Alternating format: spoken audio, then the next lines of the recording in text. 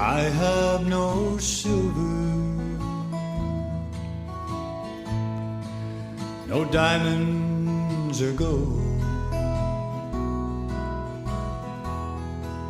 but I am far richer by the visions I hold. 'Cause I've seen the mountains and I've seen the sea. I've seen all that beauty and lived a life that was free.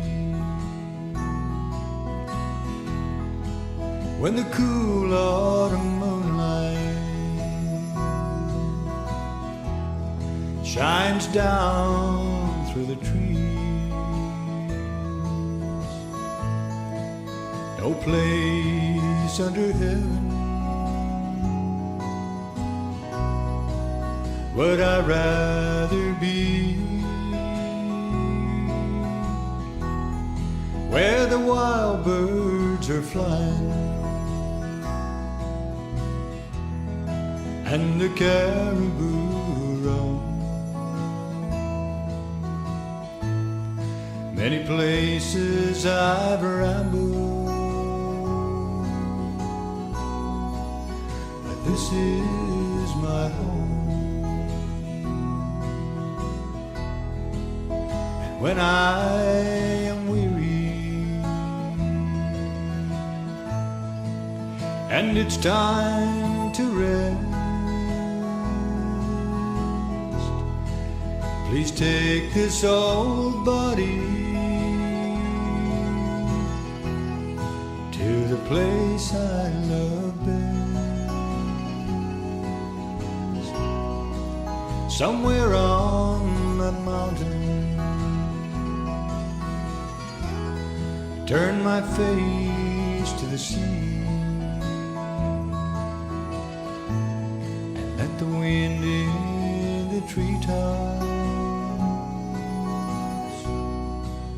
sing me to sleep. 'Cause I've seen those mountains, I've been to the sea, and all of that beauty is like heaven to me. Where the wild birds are flying and the caribou roam. Many places I've rambled, but this is my home, where the wild birds are flying and the caribou roam. Many places I've rambled, but this is my home.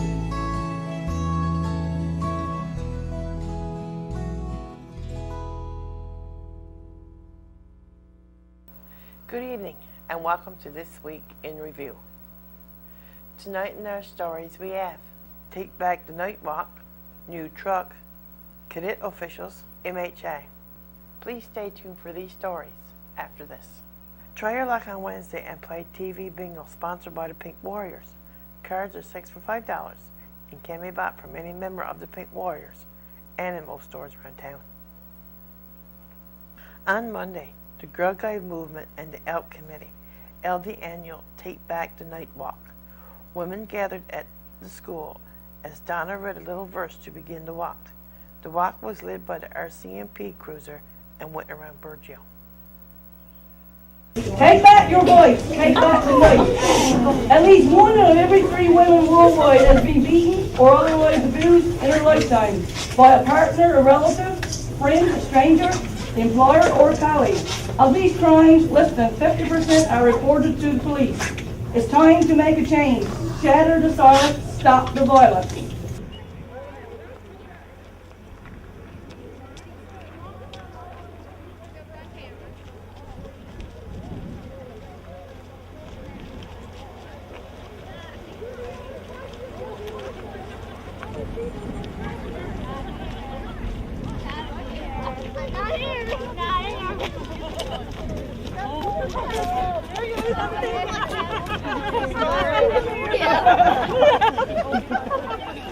That's what you were scared.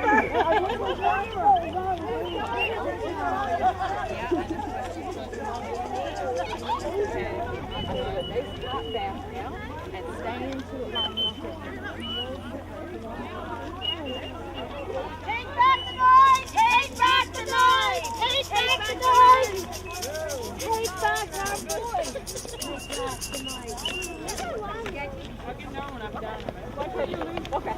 The Burgeo Fire Department received their new fire rescue truck last week. It came into town on Thursday night. The Fire Chief Glenn Hand done a little tour of the truck on Wednesday when our MHA was in town.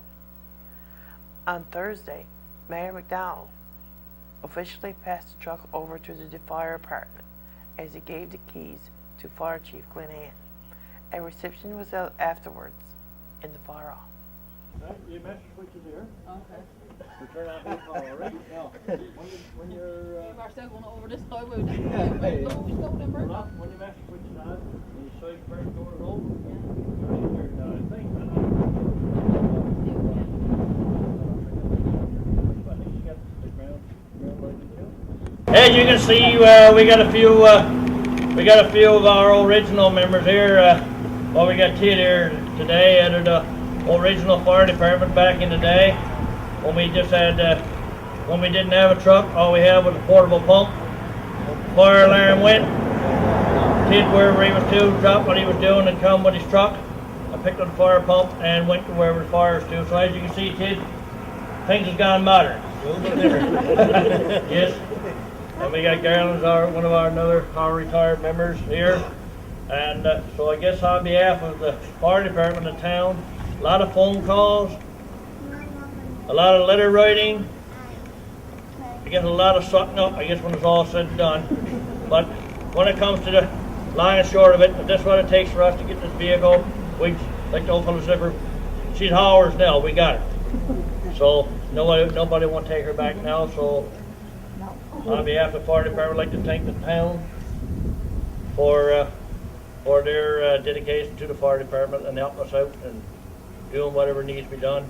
Sometimes calling Blaine all hours a day, sometimes all hours a night. I think sometimes you got that thing called button on the bottom of his boot, shuts her off. But anyway, we do have a beautiful vehicle, and after Mayor McDonald now does the presentation, we will be having a little time upstairs, right? We'll have a little time upstairs, and feel free to drop by for a sandwich and a cup of coffee or whatever. And Drew, our mayor, will have a few words to say now, I guess, putting it on the spot. Drew, not used to saying too much, like yourself. Yeah, Mayor McDonald. Well, good day, ladies and gentlemen, firefighters, burnets, invited guests. I'd like to welcome you all here this evening. This is a very special occasion. Not too many times in a lifetime you get a chance to present to your fire department a van like this. This to me is state-of-the-art vehicle, and I guess in a few minutes you will see for yourself. And I guess over the past year or so, the fire department came to us, wondered about a van, and council agreed and bought application, and we had to wait for the van to be built. And during that time, I guess some people said, well, that may never come, but here it is, it's proof, it's reality. The van's there, And I am pleased today to say, on behalf of the town of Burgeo, those keys, present that to our fire department, one of the best fire departments, or the best, I would say, fire department, volunteer fire department in the province of Newfoundland and Labrador. I think I'm safe to say that. Got a group of firefighters there in this community, and Burnett's, greater than a lot of communities that I know. A lot of communities that got a job to keep a fire department together. When I look inside of them with those bays in our fire hall, what I see in there, top of the line equipment. There's a lot of fire halls I don't see that stuff. And I visit a few. But I am pleased on behalf of the town to present to our fire chief today the keys for this great vehicle.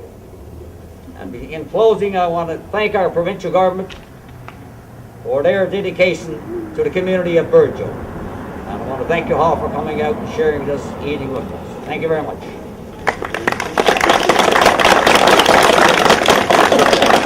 Lower now, we got the keys. Pass along to the public today. This van here is 100% paid for with no financing. You get the message? Well, good. Cheese. The peanut butter and jam. Get her? There you go. Oh, fine. Way to go. Way to go. Here's the floor for her. And now we're going to shit. Get the other one. Get up. It's well.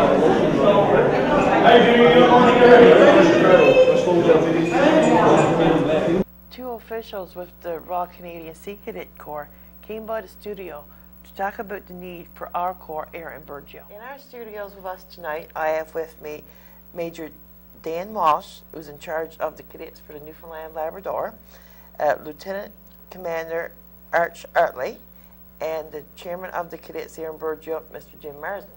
Good evening. Evening. And welcome to the studio. So, what brings you here? You're talking about the cadets, are you? Yes, ma'am. Maxine, yeah, we're out, as you said, my job in Newfoundland and Labrador is to oversee the 80 cadet corps and squadrons, 2,400 cadets and approximately 400 officers, volunteers in Newfoundland and Labrador. And as you know, 157 Bob Bartlett has a great history, 55 years actually, in Burgeo, and now we're at a sort of a crossroads in Burgeo here. But before I really give the full explanation, I'd just like to ask Lieutenant Commander Hartley, just for the viewers, for your viewers that may not, I'm sure everybody in Burgeo knows of 157, right? And the work of the Lions Club with Jim and their executive, just give a brief overview of what the Sea Cadet program is all about. Do that. Yes, basically the Sea Cadet program is a program that we encourage young cadets from the age of 12 to 18 years of age to get involved. In the program they can learn different aspects of the training in leadership, and they carry out activities locally, and they have an opportunity to attend different courses and camps during troops the period of the year in the summertime mostly. We also have exchanges. It's an opportunity for a cadet to bring out the best in their abilities as far as their leadership capabilities are concerned, and they're the future leaders of your community. And we really need the community support in order for this to continue on in the future.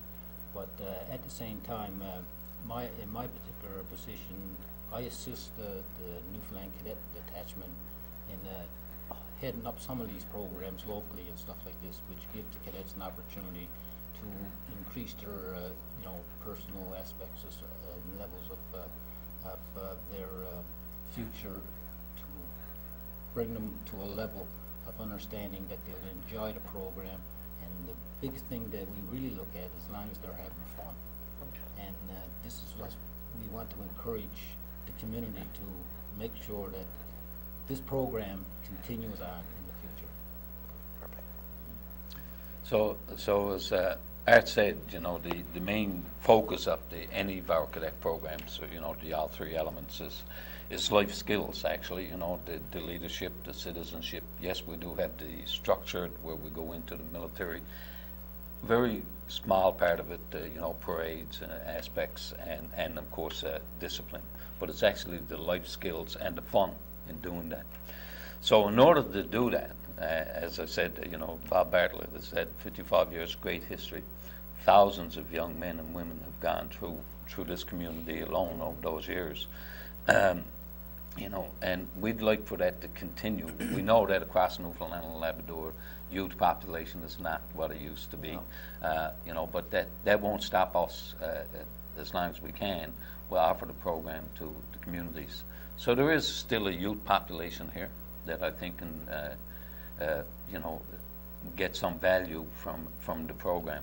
But unfortunately, what happens in the youth program, and it's like in every community, volunteers, you know, we need adult leadership to do that. And presently, you know, we have two fine officers led by Jeanette Han here, Sub-Lieutenant Jeanette Han, but they can't do it alone because there are training programs that have to be done, administration, etc.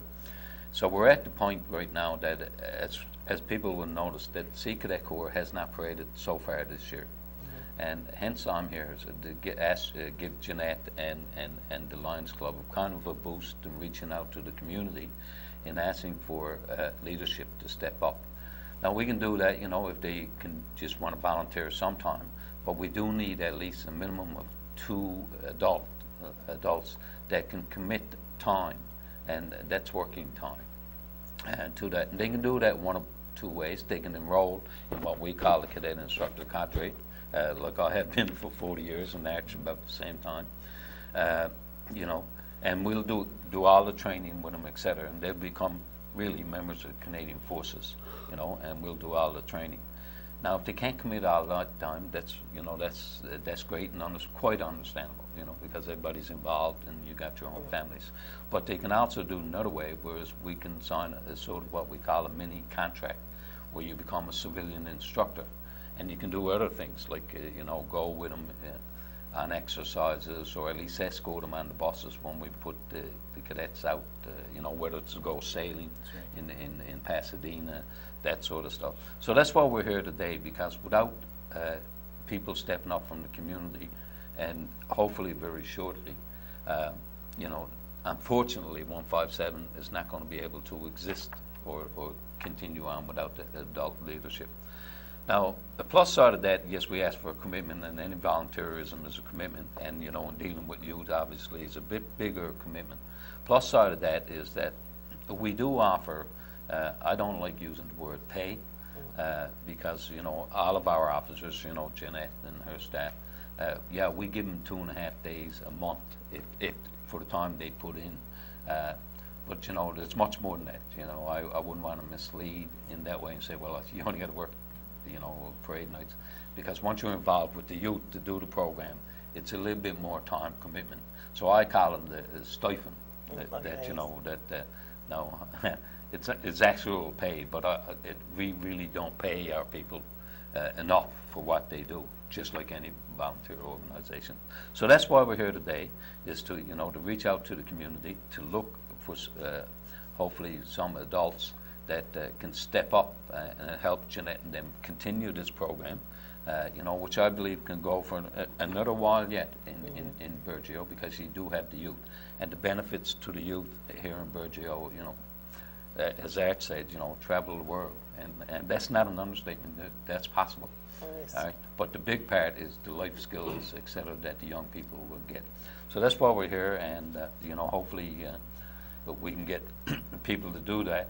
And, you know, last night we visited town council, and we met with the Lions Club, and they're still enthused, but, you know, so they're going to be reaching around to the community too, looking at asking people to do this. So, you know, we really do ask you to, if you have some time to commit, then please contact Jeanette or Jim, and and they'd be more than happy to steer you in the right direction, right?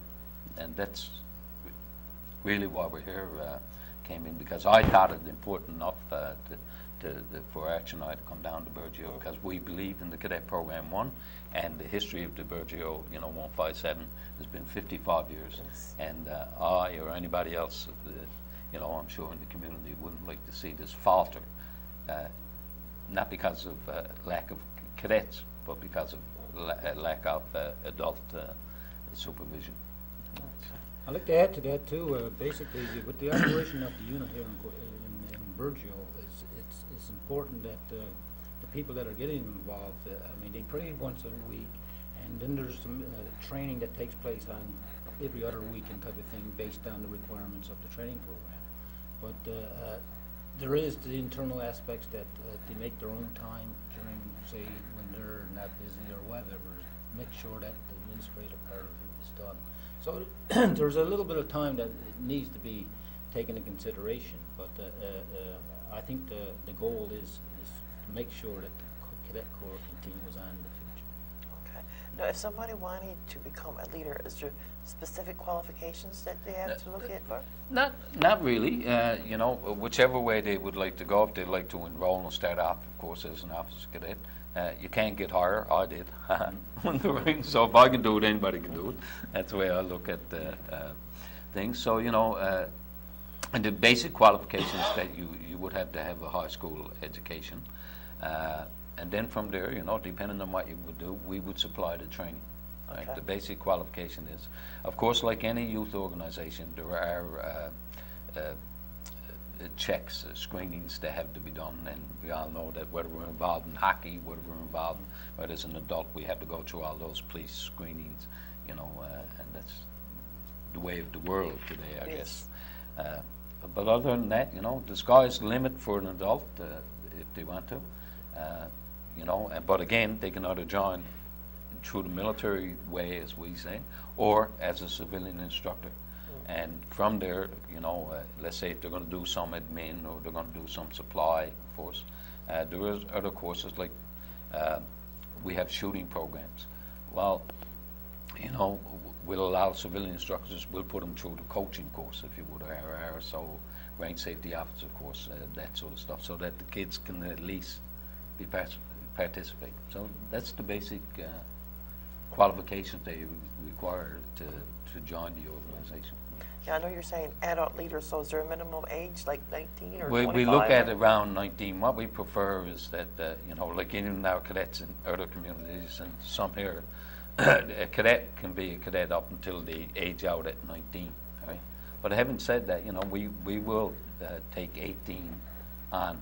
You can't enroll in uniform once you become 65. But you can join up as a civilian instructor, but at any time you can join up as a civilian instructor or an officer, right, and start the training. Okay, perfect. What are you doing? Well, anyways, I'd like to thank you guys for coming in and sharing this with us, and I wish you all the luck in finding your officers and leaders. Well, if I can, and thank you for doing this at sort of at the last minute for us, and Lions Club for lining it up. As I said, we had a very interesting and good meeting with Town Council and the Lions last night. So I'd like to leave 2 phone numbers if anybody's interested, if you don't mind. First one is Sub-Lieutenant Jeanette Hand's phone number, and she can be reached at 886-3395. And of course, we have Jim here, who is also available, and he can be reached at 886-2449. And they have the enrollment packages ready to go. Oh, perfect. Right. All right. Thank you. Thank you so much. Our MHA, Andrew Parsons, came by the studio for a chat. Good evening. In our studios with me tonight, I have our MHA, Mr. Andrew Parsons. Good evening, sir. Great to be back. Glad to have you back. So what brings you back this way today? Well, actually, I was down this week. We had what I call a joint councils meeting. It's something that I started, I guess, back in the spring. It was, I thought, a great opportunity to get all the councils and local service districts together in one room so that we can discuss, common issues, successes and challenges, things that, we might be able to work together on, or how towns and councils are dealing with different issues. We did one in Port Basque back in April, and I thought it was a great success. It was great to have all the towns and districts come together. And so this week we had our second one. We had it here in Burgeo at the Fire Hall, and again, it was a great turnout, and it was nice of the town of Burgeo to show us the hospitality and help us set it up. And we had a great meeting all day. Sat down and discussed a lot of the different issues that are coming down the pipe for towns and councils, local service districts for the next little while. And there's a lot of issues that, again, they affect all the councils, so it's nice to have that common ground to see how people are approaching it. Okay, perfect. So, how was your summer this year? I had a great summer, actually. This was my, first summer as an elected official, and so it meant it was really busy. I did a lot of traveling, both in the district and outside, trying to represent the Liberal Party. Trying to think now, this summer I would have been in Burgeo, Ramia and Grey River, and I would have been from one end of the district to the other, Port Basque, Cape Ray, and all the way down to Roseblanche, Harbour-le-Cou. I didn't get down to Lapoil this summer, unfortunately. But I was also in Stephenville, Corner Brook, Deer Lake, Grand Falls, Windsor, Gander, Bishop Falls, Carbonear, Harbour Grace, St. John's. So a lot of travel, but I had a great time. Like, to come down, I was down at the Sand and Sea Festival, which was nice, and I was at the Rock Island Festival. And just to get, and the other thing on top of that is we had the best summer that weather-wise, that I think I can ever remember. And so it was just a pleasure, every day seemed to be nice and sunny, and just going around. A lot of people were home visiting, and met lots of old friends and made a lot of new friends too, especially down here during the Sand and Sea. Met some people I'd never met before, and that's what I really enjoy, is making those friendships. You never know when you're going to run into people again down the road, actually. So it was a good summer. I got to trying to think of different things that we might have done. Just stayed, aside from a bit of travel, stayed close to home, and tried to spend some time with my family as well. I have a little fellow that's almost 2 years old, so again, it was a great summer. I truly enjoyed it, and when I was campaigning the summer before, I was, picturing in my mind, if I was lucky enough to get elected, how much I would enjoy doing that stuff during the summertime, and I got to experience. So I was really grateful, and looking forward to next summer already. I don't want to. I'm not a big fan of the winter, but no, I had a great summer. Excellent. Oh, very good. So now that the summer is over, what kind of stuff do you expect for the fall? Well, it's been a really busy fall already, and it's ramping up to be even busier. In terms of the House of Assembly first. Right now, as of today's date, which is, October 17th, I don't know when the House is going to open up this fall. We haven't been told by the government yet, and it goes along with my philosophy, which is they don't want to be in there as it is. We all know that, and one of the things that's been discussed is the Muskrat Falls debate that's going to happen, and the problem is that that's what they call a special debate, which means that it's not done by the normal rules of the House of Assembly. There has to be an agreement between all three parties on how we're going to, what the format is. How long will we sit? Who gets to speak? Do we get to have witnesses? Because we're dealing with a project that is the biggest project in the history of this province, especially in terms of cost. We're talking, somewhere in the range of $6 to $8 billion, and it's all taxpayer money.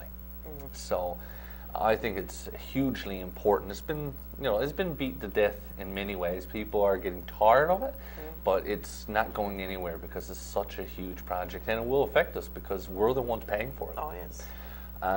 So back to the House of Assembly. What we've asked for as the official opposition is we want the right to ask witnesses, the experts behind this project, questions in the House of Assembly on TV so everybody can see. I want the ability to sit down with the people from Nalcor, Ed Martin, or Gilbert Bennett. I want the ability to sit down with other experts in oil and gas or hydroelectricity. These are the people that we need to talk to to see, you know, what the details are. The other thing is we don't have what they call decision gate 3 or DG3 numbers, and what that is, that's the latest estimates, I guess, or costs on where, you know, what this project is. Right now we're going on old assumptions. We're still waiting on that. So we need to find that out. We need to figure out the format before we can sit in the House. And that's where it stands right now. I'm really looking forward to getting back in the House of Assembly. I've enjoyed the summer out of it, and we did have a long session last time, but you know, being in the House is really, that's your opportunity to ask the questions and make public, you know, make public a lot of the issues that might not normally be as people be as aware, you know, outside of the House. Yes. But yeah, I mean, when we talk about, I guess we should talk about Muskrat Falls as a whole, and there's a lot of people out there, the consensus I get is that the people aren't really sure how to feel about it. No. And that's normal because there's so much information. And the good thing is that as the opposition, I am allowed to vote how I feel. I'm not being told to vote one way or the other. I'm going to do what I think is best for the people in my district, and not just us, but our kids and our grandkids, because they're the ones, this is a 50-year deal. They're the ones that are still going to be paying that, and I mean, we don't need to look any further than the Upper Churchill deal. I mean, that's in effect till 2041. So my goal is to make sure I have all the information and do what I think is best. The problem is that the government doesn't want to give us all the information. The government is basing this on saying that we need this to get past Quebec, and how Quebec has a stranglehold on us. That's a lie. That is an absolute lie. This deal is not based on that. If you talk to the people in Nalcor, they're basing this deal on the fact that the island needs electricity, and that this is the cheapest or most average or stable electricity rather than rely on oil. And that's a good argument. I want to see what the numbers say, but that's fine. But the province and Kathy Dunderdale go out and say, well, we need to get past Quebec. Quebec has nothing to do with this. The second part they'll say is, well, we need this for Muskrat Falls or Labrador mining.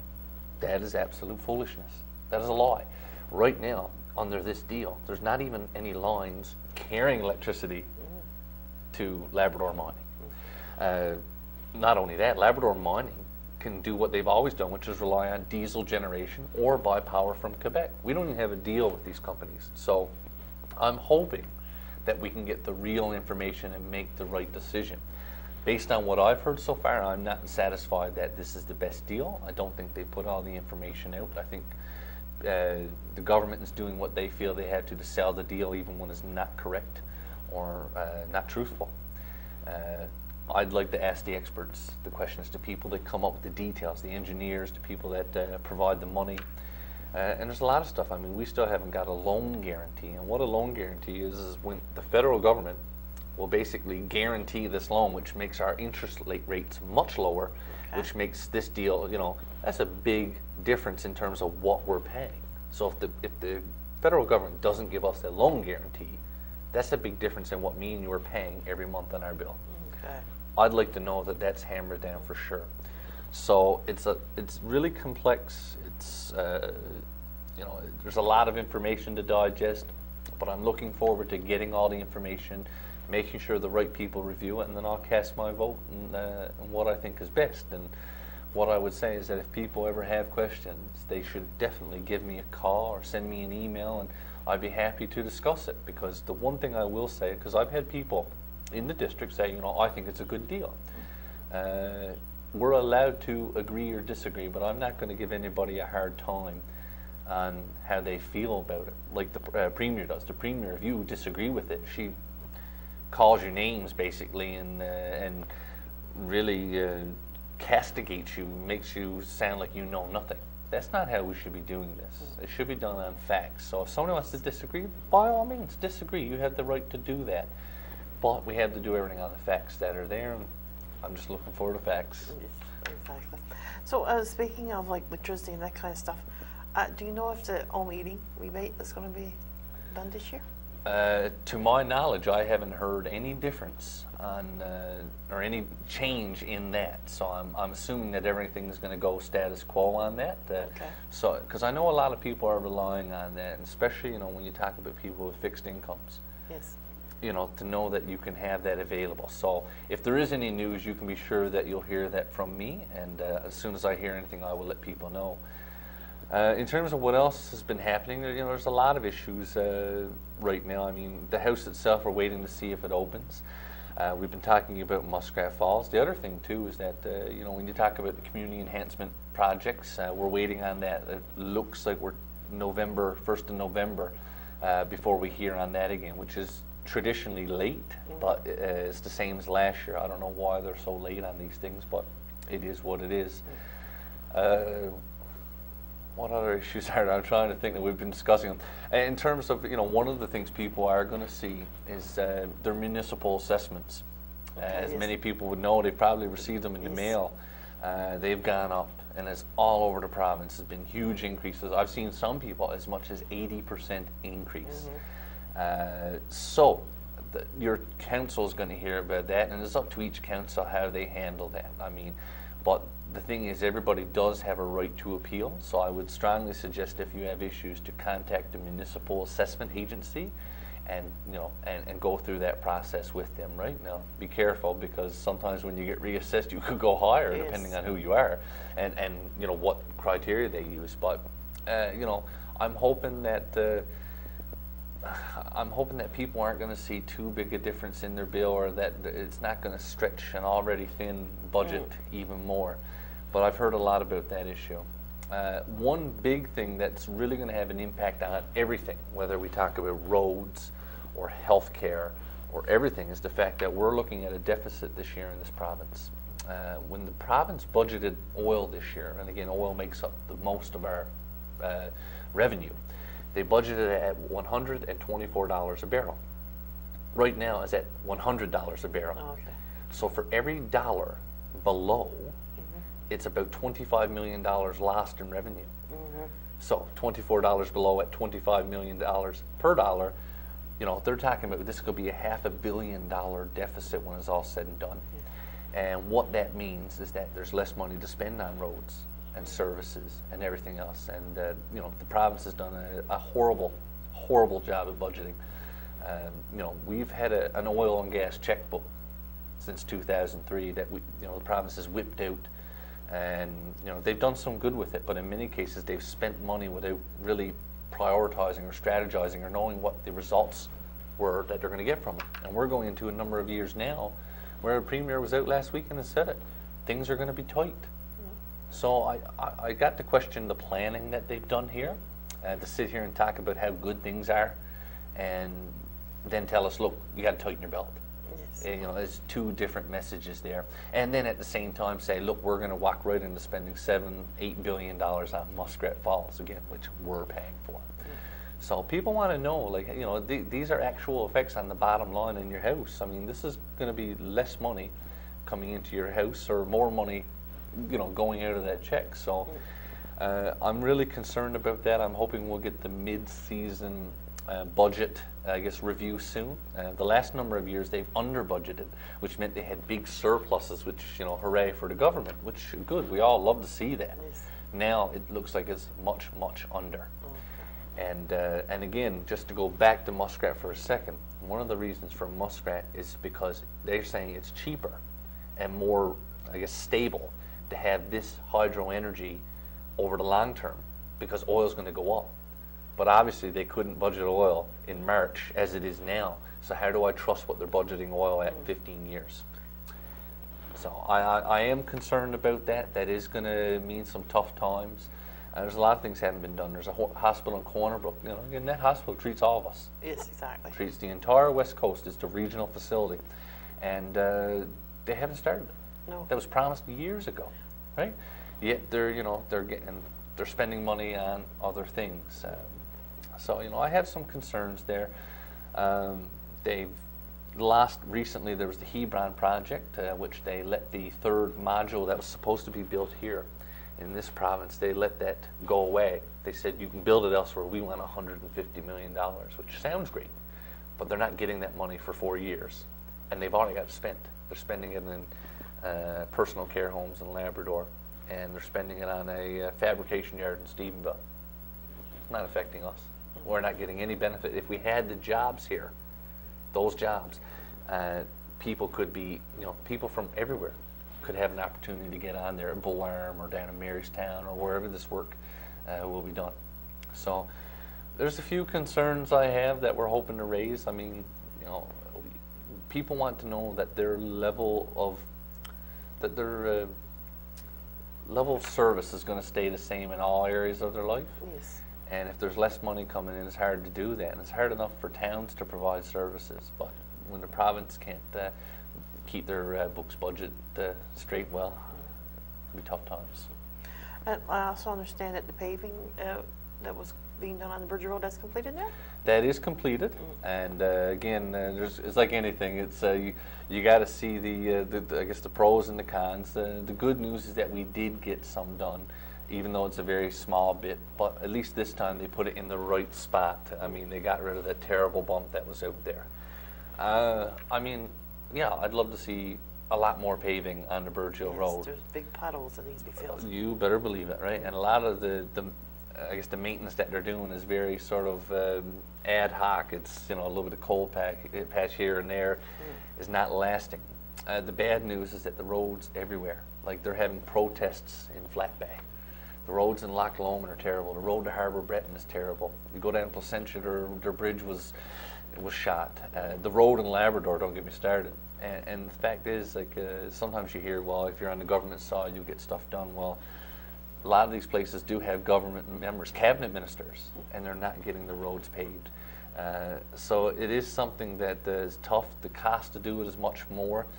All I can do is keep at them like I do every day, both in letters, and when I'm in the House, I go right across and I'll talk to the ministers and say, this is what I need done. And so far I've managed to get some stuff done, and it's a start. So we'll keep at it and keep on to them, and that's all you can do. The squeaky wheel gets the grease. Oh, yes. So has there been any news on his cell phones on the Bridge Road? No. Actually, that's a real disappointment to me. The fact is that, and again, I always treat it, I've got two roads that way. I've got the Burgeo Road and Route 470, which goes down to Rose Blanche Harbour Lacoux. Yes. Neither one has cell phone service. The problem is that Bell Alliant, as a private company, does not have any obligation to put the tower there. I mean, I can't convince them or tell them or force them to do it. I mean, they got to make money, and even though I think they make plenty, the fact is, they don't have the business case. And they've told me that on numerous occasions. My feeling is that the government has an obligation to work with private industry to get this done. In British Columbia, I think it was last year, they had a $100 million contract between the province and a private company to provide cell phone and broadband in rural and interior parts of British Columbia. And if they work with the companies like that, you can get more done. But the problem is the government has no plan. I've written at least 2 letters, plus all the petitions I put in. And I've asked, look, what is your plan? Just tell me what your plan is, so at least I'm filled in on how you want to approach this, because it's obviously an issue. And they'll write back, and basically there is no plan. And that's sad, because there's 48 MHAs, and I'm willing to bet that 2/3 have areas in their districts that don't have cell phone service. So to me, this is an area where you should work together for the greater good. Yes. But again, there's no plan in place. So if they can't identify the problem, and they're not willing to put the plan in place to identify how we're going to fix that problem, what the costs will be in the timeline, then that tells you where we stand. So the province is going to continue ducking the issue and putting it up, and I'll continue doing what I'm doing, which is making it an issue and bringing it up. But I'm just hoping that, like a lot of things with this government, that it doesn't require an emergency or a tragedy or something serious to force them into action. They need to recognize this. And cell phone service affects, well, obviously primarily, number one, human safety. Yes. There's life and death in some cases. Yes. But then you throw in economic development, and you throw in tourism. I mean, there's economic drivers for this. I mean, the province goes out and spends money putting an application on your iPhone to explore the province. What's the good of that if you can't use it? Yeah, exactly. So again, I can't figure that out, but you keep on to this stuff. I mean, Rome wasn't built in a day. I understand that, and but that doesn't mean I'm not going to stop. I'm going to keep after them, and I'll keep asking the questions, and I'll keep standing up in the House every day with those petitions that they do not like, and I'll keep asking it. And like I tell them, if you want me to shut up, just fix the problem, and I won't be able to talk about it anymore. So that's what I plan to do. Okay, perfect. So what about the Liberal Party? I understand you're in a renewal process? We are. The Liberal Party, I guess, as a whole, there's the Liberal Party of Newfoundland and Labrador and the Federal Liberal Party. You know, it's been through some tough times, but in my mind, it's still the party that's best suited to the desires and needs and wants of not only people in this province, but across the country. It's the moderate party. Okay. It's not far right like the Conservatives, and, you know, who cater to big business. And it's not far left catering to, you know, we'll say to the left-wing agenda. It's responsible, and it sees the fact, you know, sees the needs, and at the same time has fiscal responsibility. But, you know, the party has gotten away. It hasn't done well. I mean, there's no doubt about that. So what we've done in the province is there's been a renewal tour that's gone around to a lot of the centres, and there was a renewal committee. And what they've done is they've heard from people, and you know, what are the problems? What are your issues? What do you think? Just getting some feedback. Our convention is in a couple of weeks in Gander, and at that time the committee will come forward. And on the committee is actually Siobhan Cody and Dean McDonald and Kevin Aylward. Plus there's other members that have helped contribute, and they'll present a report to the party, and we'll take that and go forward. There's also, we all know that our leader right now is Dwight Ball, and Dwight's an excellent leader. Like, he's been very good leader, very intelligent, educated. I mean, he's a successful business person. But right now he's only interim. He knows that. He's indicated that he'll be running for leadership as well. And there are other people that have been speculated on in the media. There's a number of them out there. As it stands, our leadership convention will be next November. Okay. So at some point, I'm assuming early in the new year, there will be a call for nominations, and anybody that's interested will put their name forward, and there will be a leadership convention, and we'll pick a new leader and go from there. I mean, I don't know. Only one I know right now is Dwight. I'm sure more will come forward when we get closer. The other side of it is that the federal Liberals are going through the same process. Now, they're ahead of us. Theirs was deliberately scheduled before ours, and we're right after. Their convention's in April. And there's been some people that have put their name in, Deborah Coyne, and I believe there's a couple other people I'm not so aware of, but the big name obviously lately was Justin Trudeau. I had an opportunity to meet Justin back in May, and he's dynamic. I mean, the polls already show that if he were the leader, we could form government federally. So that's really exciting. The other parties are worried about him. They're scared about him. You can tell that by all the negative things that they say. That indicates that they're worried. But there are going to be other names that probably come forward, and I'm looking forward to taking part in that process, and I will be supporting someone at this point, not sure who. And then looking forward to the new leader, and then you know, we'll see where that goes. But you know, it's timed very well. I think we'll have a new leader picked, and then we'll go into you know, the election is in 2015, which seems a ways away, but you know, time is so fast. So the Federals crowd will pick their leader. We'll pick ours next November, so basically a year away, and we'll go from there. So it is an exciting time. You know, the government has gone down in the polls consistently since the last election. Kathy Dunderdale's popularity has gone down in the polls consistently. We're the party that has gone up the most. Okay. So we're excited about that, but we know that, you know, it's still not close to being where we need it to be. But if we keep doing what we're doing, we're going to be fine, I think.